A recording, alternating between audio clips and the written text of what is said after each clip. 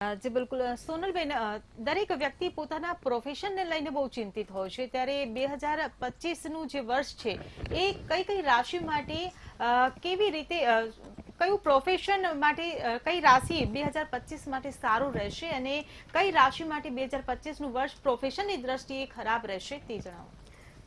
આપણે જોઈએ કે મંગળનું વર્ષ છે.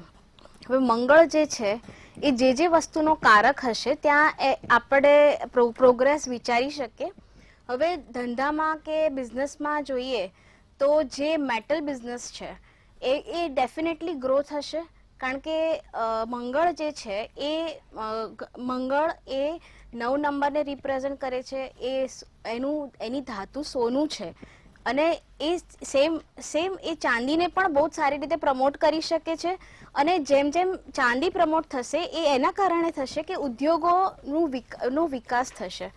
જેમ જેમ ઉદ્યોગો વિકસશે એમ ચાંદીની ડિમાન્ડ વધશે. એટલે સિલ્વરને બહુ સારી રીતે જો તમે અપનાવી શકો, જો ઇન્વેસ્ટ કરી શકો તો સિલ્વર તમને બહુ સારી રીતે તમને આઉટકમ આપી શકે છે. ઇવન તમે ગોલ્ડ લઈ શકો છો. ગોલ્ડ સ્મિથને બી લાભ થાય એવું છે.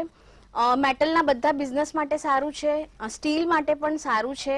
એટલે આગળ જતાં તમે સ્ટીલના બિઝનેસ માટે પણ સારી પ્રોગ્રેસ જોઈ શકો છો. બીજું એ સિવાય જ્યાં જ્યાં હ્યુમેનિટીના કામ થઈ રહ્યા છે અને જ્યાં જ્યાં લોકોની સ્વાસ્થ્યના કામ થઈ રહ્યા છે, જેમ કે મેડિકલ છે, પછી કેમિસ્ટ છે, એ લોકોના ધંધામાં બહુ સારી સફળતા મળે એવું છે.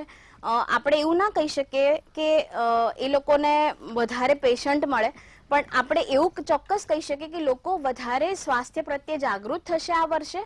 અને 9 નંબર એ મંગળનો નંબર છે, એટલે મંગળ છે ને એ લોકોને પ્રેરશે એમની પોતાની સ્વાસ્થ્યની દરકાર કરવા માટે.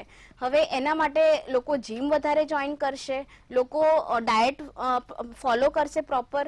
એટલે તમે એ જ ક્ષેત્રમાં સપોઝ કે કોઈ તમને ડાયટ પ્લાન કરીને આપતું હોય કે એ તમારો ડાયટિશિયન હોય તો ડાયટિશિયનને લાભ થઈ શકે છે. જીમ જે ચલાવતું હોય એને લાભ થઈ શકે છે.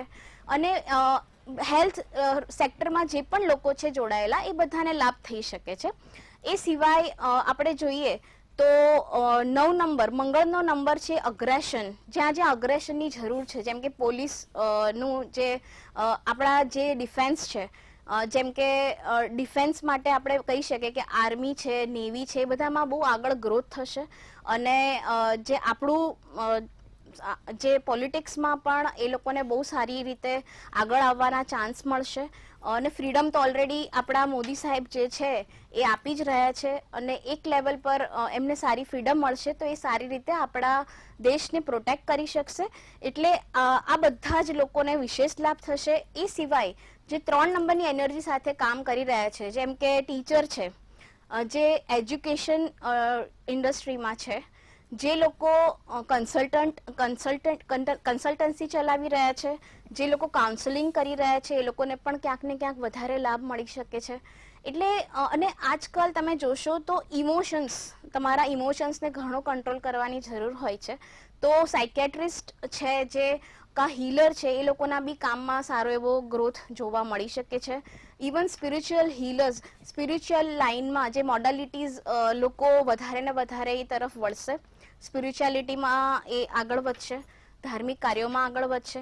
એટલે ઓવરઓલ જોતા હ્યુમેનિટીના બધા કાર્યો જે પણ કરતું હશે એ લોકોને લાભ મળશે.